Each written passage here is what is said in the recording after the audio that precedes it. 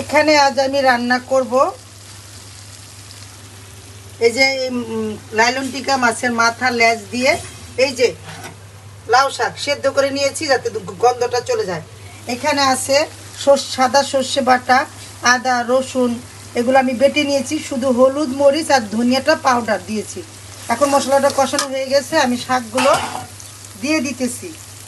শাকগুলো দিয়ে দিয়ে এখন আমি ভালো করে কি করব, কষাবো।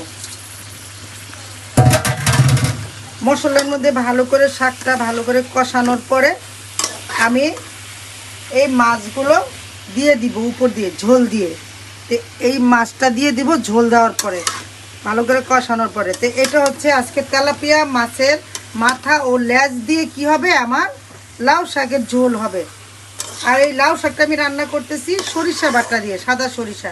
তো দুপুরের জন্য এটাই হচ্ছে আমার আরেকটা রেসিপি। আল্লাহ হাফেজ।